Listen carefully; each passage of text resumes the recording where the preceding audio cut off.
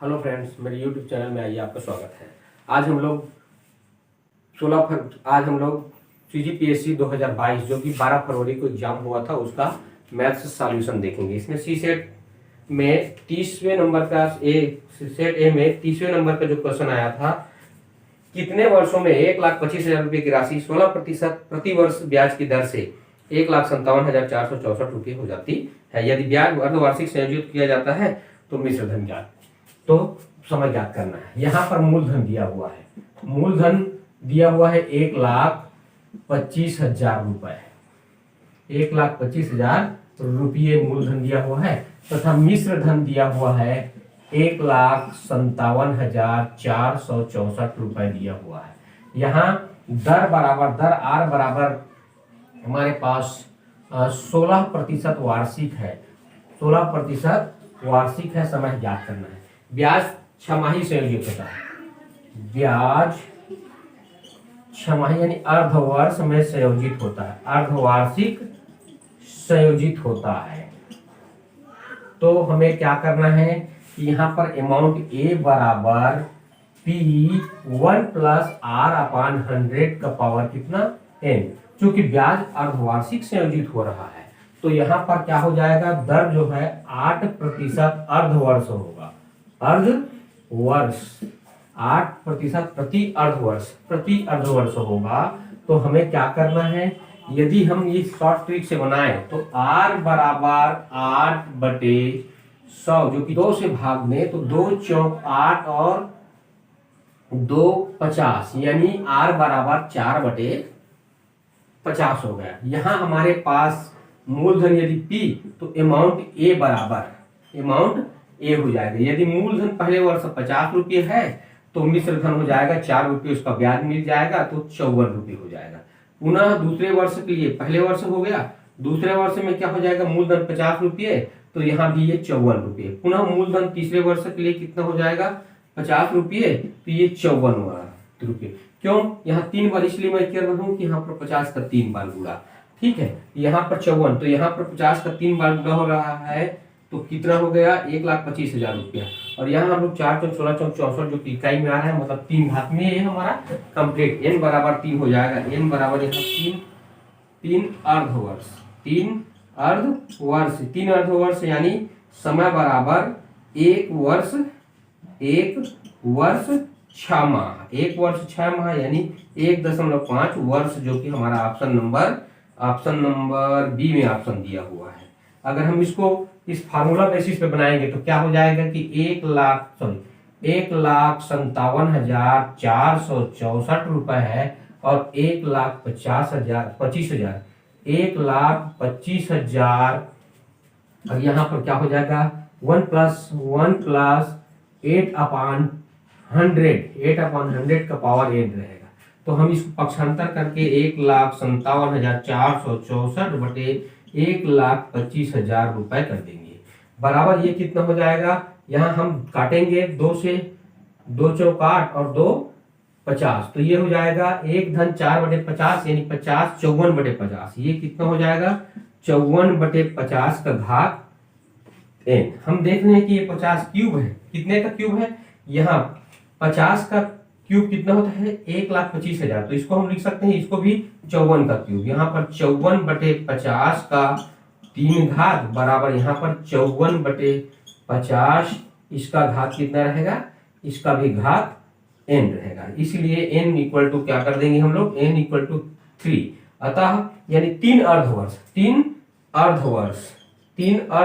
का अर्थ होता है 1 वर्ष, यानी समय बराबर हमारा आ गया, समय बराबर 3 अर्धवर्ष यानी 1 वर्ष 6 माह, 1 वर्ष 6 माह यानी हमारा हो गया 1.5 वर्ष, जो कि ऑप्शन नंबर बी में दिया हुआ है। हमारा ऑप्शन नंबर बी में 1 वर्ष 1.5 वर्ष, इस प्रकार ये सॉल्यूशन निकलेगा। आइए हम लोग नेक्स्ट सवाल देखते हैं। पहले 34 में दिया हुआ है, 2 संकेंद्री वृत्तों की त्रिज्याएं क्रमशः 12 सेंटीमीटर और 37 सेंटीमीटर है। बड़े वृत्त की जीवा छोटे वृत्त की स्पर्श रेखा होती है। जीवा की लंबाई ज्ञात कीजिए। यहाँ पर दो वृत्त हैं, दोनों समकेंद्रीय वृत्त हैं, यानी जिसका केंद्र एक ही है। यहाँ पर हम देखेंगे एक वृत्त हो गया ये, और दूसरा वृत्त थोड़ा बड़ा वृत्त है ना।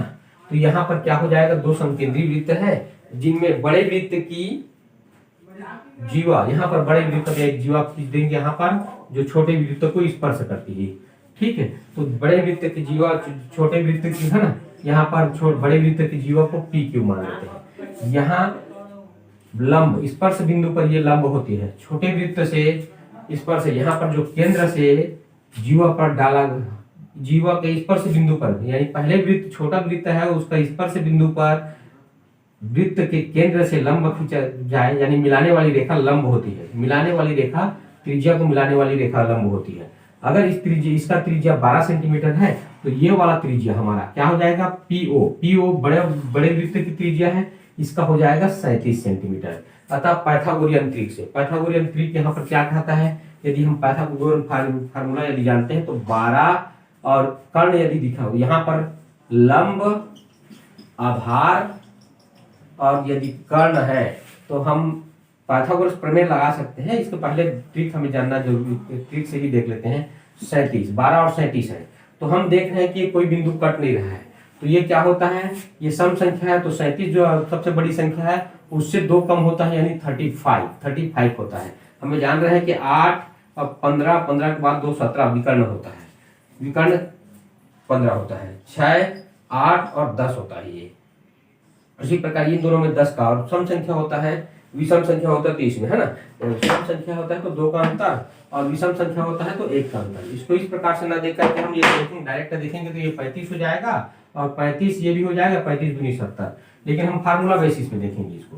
फार्मूला बेसिस पे कर्ण का वर्ग, कर्ण का स्क्वायर बराबर लंब का स्क्वायर प्लस आधार का स्क्वायर होता है। यहाँ पर कर्ण दिया हुआ है 37 का वर्ग बराबर यहाँ पर 12 का वर्ग लिखेंगे, और आधार को ये m डाल दिए हैं तो pm के स्क्वायर। यहाँ पर हमें देखना है 37 का वर्ग। 37 का वर्ग कैसे करेंगे हम लोग, 37 इसको स्क्वायर हमें डालना है तो 2 भाग में ऐसा बांट के, 7 7 49 और 3 तिया 9, ये दोनों को 7 से 21 दूनी 42 हो जाएगा। तो ये 9 4 2 6 1369 में हम 12 में 144 घटाएंगे तो ये pm स्क्वायर हो जाएगा। एक देखो हम क्या करेंगे, 1369 में 144 घटाएंगे तो pm स्क्वायर होना चाहिए। तो यहाँ पर pm स्क्वायर पहले लिख देता हूँ। pm स्क्वायर बराबर 1344 में ये घटाएंगे, 69 में 44 घटाएंगे तो 25 होगा, 25 और ये 1225 हो जाएगा। 1225 जो pm स्क्वायर है तो pm बराबर हो जाएगा 1225 को वर्गमूल हो जाएगा, ये 25 है तो इकाई में 5 आएगा, ये 4 तिया 12 यानी 3 यानी 35 सेंटीमीटर। 35 सेंटीमीटर, यहाँ 35 सेंटीमीटर है तो इधर भी 35 सेंटीमीटर, यानी 35 35 70। इसलिए पी क्यू जीवा पी क्यू बराबर 70 सेंटीमीटर आ जाएगा, जो कि ऑप्शन क्या है इसका, D number, option D number है हाँ हमारा सॉल्यूशन।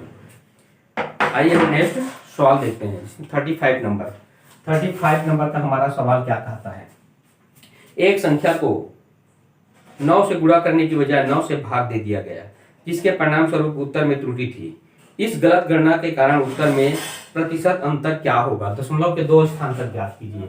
तो यहाँ पर क्या करेंगे, माना वह संख्या 100 है, माना संख्या क्या है 100 है। 100 में 9 का गुणा करने के लिए कहा गया, इस 100 में 9 का गुणा करने के लिए कहा गया तो ये हो जाता 9x, लेकिन हमें क्या कर दिया गया, भाग कर दिया गया है तो ये 100/9 हो गया, 100/9 हो गया। दोनों में अंतर क्या हो जाएगा, यहाँ अंतर बराबर 9x ऋण 100/9, यानी 9 या 81 में 1 घटेगा तो 80x/9 हो गया अंतर। तो प्रतिशत अंतर, यहाँ पर अंतर प्रतिशत बराबर हमें क्या करना है, अंतर है 80x/9 और पूरे के बटे जो पूर्ण पहले जो संख्या होना चाहिए वो x है, गुणित हम 100 कर देंगे, ऐसा 100% ऐसे निकालेंगे तो ये क्या हो जाएगा 80x/9 नीचे चला जाएगा तो 9 81x हो जाएगा गुणित 100 प्रतिशत, x कटेगा, यानी 8000 में 81 का डिवाइड करेंगे तो ये आ गया 8000 डिवाइडेड बाय 81, तो 8 निया 72, 8 निया 8 दम 80 नहीं हो सकता, 8 निया 72, 72 यानी 729, 9 729 हो जाएगा। घटाएंगे यहाँ पर 1, यहाँ पर 7,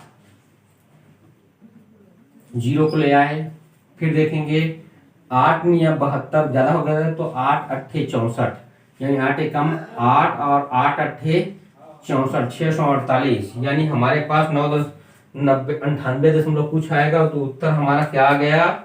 option number B. Option number B हमारा आंसर हो गया। ठीक है, आइए ऑप्शन नंबर बी। इसको पूर्ण दशमलव के 3 स्थान तक, क्योंकि यहाँ पर 97, 98, 94 और 91 है, तो जैसे ही 9, 10, 98 आ गया तो हमें दशमलव की और 2 संख्या ज्ञात करने की जरूरत नहीं। 98 केवल एक ही ऑप्शन में है, इसलिए और सॉल्यूशन इसको नहीं करेंगे। आइए हम लोग नेक्स्ट क्वेश्चन देखेंगे। Next question 36 number. एक दुकानदार एक वस्तु का अंकित मूल्य लागत मूल्य से 40% अधिक रखता है। यदि वह छूट को 6.5% से बढ़ाकर 15.9% कर देता है तो लाभ 378 रुपये कम हो जाता है। यदि वह अंकित मूल्य पर 27% की छूट देता है तो उसे कितना लाभ होता है? एक दुकानदार एक अंकित मूल्य, हाँ, यहाँ अंकित मूल्य को लागत मूल्य से 40% अधिक अंकित करता है। तो यहाँ पर हमें क्या करना है? सबसे पहले लागत मूल्य, यहाँ 36 नंबर देखेंगे। हम यहाँ लागत मूल्य को 100 मानेंगे। लागत मूल्य को सीपी लिखो, सीपी बराबर 100 रुपीज, तथा एमपी मार्क प्राइस को लिखेंगे 40% बढ़ा करके। ये 100 रुपया है तो मार्क प्राइस हो जाएगा 140 रुपये। 140 रुपये। यदि वह छूट देता है, पहले छूट कितना था? 6.5 रुपये छूट देता था, मैंने 6.5 रुपये छूट देता था, वो कितना हो जाए? 93.5% में बेचते थे। अब वो 15.5 रुपये में छूट देता है तो 85%। पहले ज्यादा विक्रय मूल्य ज्यादा होता था, अब छूट ज्यादा दे दी है, 15% छूट दे दिया है, तो विक्रय मूल्य कम हो जाएगा। जो लाभ ज्यादा मिलना था वो 378 रुपये कम मिल गया। तो हमें क्या करना है? यहाँ पर एमपी का यानी मार्क प्राइस का कितना? यहाँ पर 15.5% में 6.5% का अंतर है। इस अंतर को हम पहले ज्ञात कर लेते हैं। ये अंतर कितना है? हमारा जो ब्याज का अंतर कितना मिलेगा?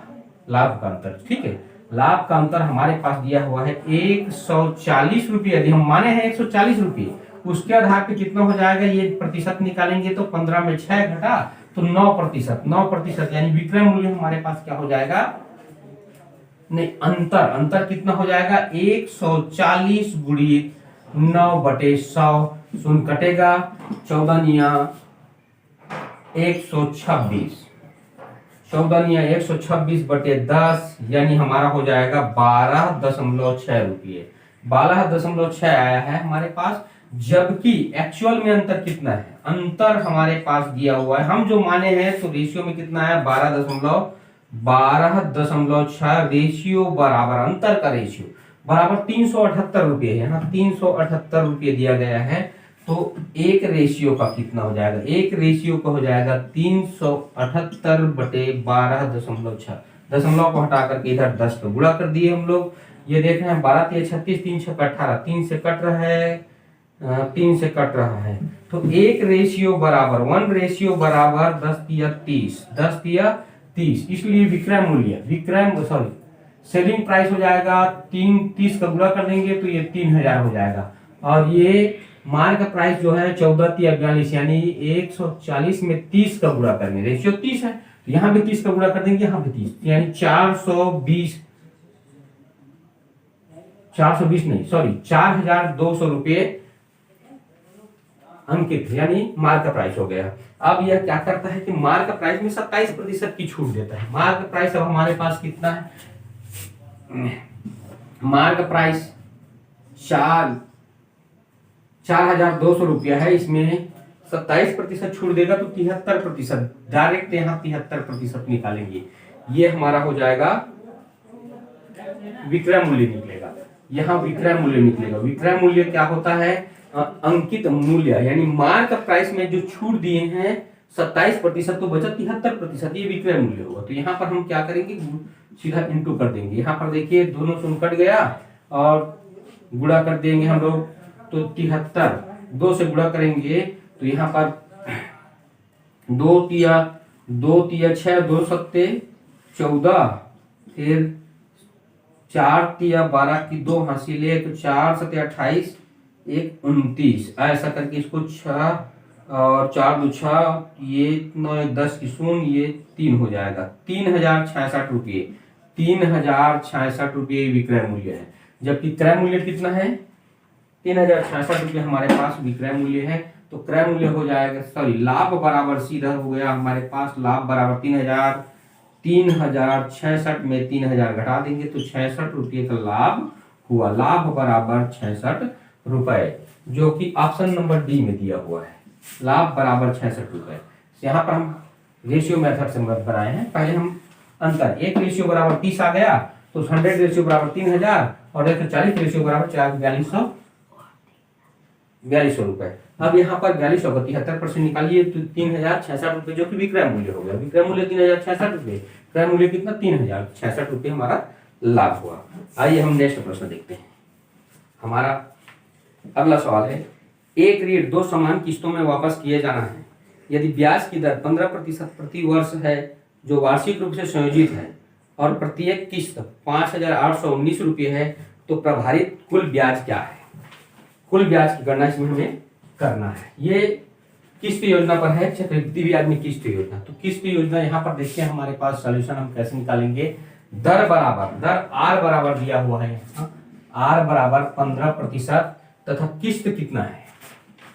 किस्त बराबर दिया हुआ है 5819 रुपए। आर बराबर 15% का अर्थ होता है 15/100, यानी 5 × 15 5 20, यानी 3/20, 3/20। इसका यदि हम फार्मूला बेसिस पे जाएं तो यहाँ मूलधन बराबर होता है, मूलधन बराबर होता है किस्त गुणित ये जो है, ये हमारा क्या होता है कि ब्याज से 3 रुपए ज्यादा, यानी ये कितना हो जाएगा? मूलधन 3 रुपए है तो ब्याज 23 रुपये, मूलधन 20 रुपये है तो ब्याज 23 रुपये होगा। तो हम यहाँ क्या है 20/23, फार्मूला क्या होता है यहाँ पर? 100/100 धन आर, धन जितना घात रहता है बढ़ते क्रम में घात होते जाता है। 100/100 धन आर का पावर 2 हो जाएगा। यदि 3 घात रहेगा तो और आगे बढ़ेगी। तो यहाँ पर मूलधन हमें निकालना है। किस्त है हमारे पास 5819 रुपए, यहाँ 100/115 यानी 20/23, नीचे 23 हो जाएगा। जैसे ऊपर 100 नीचे में 115, तो यहाँ पर 5 20 100 और 5 23, ऐसे तो ये हो जाएगा हमारा 20/23 धन 20/23 का होल स्क्वायर। ये इसका स्क्वायर हो जाएगा, ये बंद हो। ठीक है, यहाँ पर 5819, फिर यहाँ क्या करेंगे? 20/23 है धन ये 20 का वर्ग होता है 400/529, 23 का वर्ग 529 होता है। इसको हम 5819 यहाँ पर क्या करेंगे? हम लोग हर को बराबर करेंगे तो ये हो जाएगा 23, इसमें गुणा करेंगे तो यहाँ पर क्या हो जाएगा? 23 का 20 के साथ भी गुणा 460 हो जाएगा, धन 400 हो जाएगी यहाँ पर। यानी हम लघुत्तम निकाल करके इसको हम सॉल्यूशन कर रहे हैं। लघुत्तम 529 आएगा, 23 का आएगा, भाग देने पर उसका 20 के साथ गुणा, यानी ये 5819 गुणी 4 4 860, 860/529, 529 यहाँ हम घटाएंगे तो एक बार जाएगा मेरे ख्याल से। 529 से कम 529 बचा कितना? 29, यानी 82 में 581 तो 582 में 530 घटा दिए, 82 में 30 घटाएंगे तो 52 आएगा। तो 529, ये भी 29, 11 टाइम्स आ जाएगा। 11 शून्य 0, 11 6 66 और 11 8 88 और 6 94 हो गया। वैसे हम इसको 23 से भी काट सकते थे, 23 से दोनों कटेगा। ठीक है, तो ये कितना हो जाएगा? 9460 रुपये, ये हमारा मूलधन हो गया। जबकि हमारा किस्त कितना है? किस्त 2 किस्त में दिया गया पैसा दिए कितना है उसको, ये हमारा मूलधन देना था। जबकि दिए कितना? 5819 का 2 बार गुणा कर देंगे। यहाँ पर वापस किया गया धन यानी मिश्र धन, यहाँ जो दी गई धन वापस किया गया धन है ये। यहाँ पर 2 का गुणा कर लेंगे तो 19 दूनी 38 और 2 8 16 की 6, 2 5 10 11, 11,638। 2 19 दूनी 38, 2 8 16 और 2 5 10 11। इसमें हम कितना ब्याज बराबर, इसमें हम ब्याज निकालेंगे तो इसमें घटा देते हैं कितना 11,638 रुपये में 9,460 रुपये घट जाएगा। क्या बचेगा हमारे पास, यहाँ 8 3 13 में से 7 तो 78, यहाँ 78 आ गया। ठीक, तो यहाँ पर यहाँ 5 में से 4 गया तो 5 में से 4 गया तो 1, और यहाँ 11 में से 9 गया तो 2, 2,178 रुपये, जो कि ऑप्शन नंबर बी में हमारा सॉल्यूशन दिया हुआ है। इस प्रकार इसको हम सॉल्यूशन करेंगे। इसका ट्रिक भी होता है, ट्रिक से यदि हम देखना चाहेंगे, ट्रिक से होता क्या है, आइए ट्रिक से देखते हैं। यहाँ पर जैसे पहले साल यहाँ पर 20/3 यानी पहला साल हमारा 20, तो मिश्र धन हो जाएगा, किस्त हो जाएगी यहाँ पर किस्त, और यहाँ पर मिश्र धन जो वापस करना है। ठीक है, अमाउंट यहाँ पर किस्त कितना है 23 रुपये। फिर दूसरा साल में 20 का वर्ग हो जाएगा यानी 400 और यहाँ पर 529। इसको बराबर करना है, क्योंकि किस्त हर समय बराबर पटाना पड़ता है। तो इसमें 23 का गुणा करेंगे तो यहाँ भी 23 का गुणा करना पड़ेगा। 23 का गुणा करेंगे तो ये क्या हो जाएगा 460, और ये 400 मिलकर के 860 हमारा किस्त हो जाएगा, और जब 860 मिश्र धन हो जाएगा, जबकि किस्त हो जाएगा 529 ही रुपया रहेगा। 529 रुपये प्रत्येक किस्त तुम्हारा, एक किस्त दिया है, किस्त का भाग देंगे और 460 का गुणा करेंगे। सेम टू सेम यहाँ से हल कर लेंगे। उसके बाद आइए हम नेक्स्ट सवाल देखते हैं, जो 40 नंबर सवाल दिया हुआ है ए सेट में। पाइप X और Y एक टैंक को 10 घंटे और 15 घंटे में क्रमशः भर सकते हैं, और पाइप Z एक निकासी पाइप है। यदि तीनों पाइपों को एक साथ खोल दिया जाए तो टैंक को भरने में X और Y द्वारा एक साथ लिए गए समय से, जबकि निकासी पाइप बंद है, जब निकासी पाइप बंद रहता है तो एक साथ भरे गए समय से 2 से 1/3 घंटे अधिक लगता है। X तथा Y को एक साथ 3 से 1/2 घंटे के लिए खोला जाता है और फिर दोनों को बंद कर दिया जाता है तथा जेट को खोल दिया जाता है। अब जेट टैंक को खाली कर सकता है।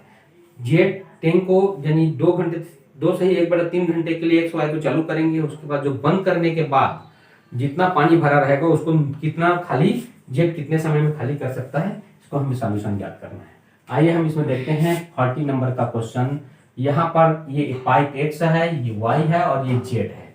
पाइप X टंकी को 10 घंटे में भरता है, ये 15 घंटे में भरता है। दोनों का एलसीएम यदि हम निकाल दिए तो 30 घंटे हो गया। 30 घंटे में ये दोनों भर सकते हैं। इसकी इफिशियंसी हो जाएगी, इसके बाद 1 घंटे में कितना भर सकता है 3 घंटा। वाई पाइप 1 घंटे में 2, ठीक है, इसकी क्षमता 1 घंटे में 2 लीटर पानी भरेगा। यहाँ पर लीटर समझिए यहाँ पर, ठीक है।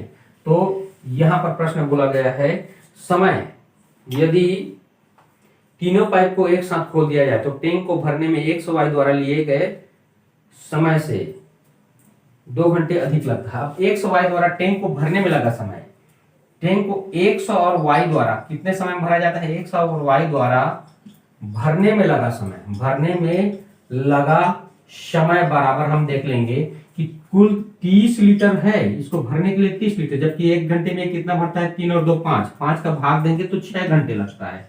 6 घंटे में ये पूरे टंकी को भर सकते हैं जब सी पाइप बंद रहता है तो, ठीक है। तो हमें क्या करना है, यदि तीनों को एक साथ खोला जाता है, यदि तीनों पाइप को एक साथ खोला जाता है तो इस 6 घंटे से तीनों को देखिए X, Y और Z को खोलने पर तीनों पाइप को एक साथ खोलने पर कुल भरने में लगा समय है ना, कितना समय लगे करने पर समय बराबर हो जाएगा इस 6 घंटे से 2 घंटा अधिक 2 सही 1/3 घंटा, यानी 6 2 8 से 1/3, 8 सही 1/3 यानी 25, 8 × 24 25/3 घंटा। तीनों यदि एक साथ काम करे तो टंकी 25/3 घंटे में ये भरता है। अब हम यहाँ पर देखेंगे कि टाइम, यहाँ पर इफिशियंसी अगर देखा जाए तो इसको भरने में लगा समय, इसका इफिशियंसी क्या हो जाएगा, तीनों का इफिशियंसी, तीनों ये जेड का नहीं बल्कि X + Y और -Z है, चूंकि है ना इसका, तीनों एक साथ काम करता है तो इफिशियंसी ज्ञात करना है। तो 30 यहाँ पर 30 में यदि,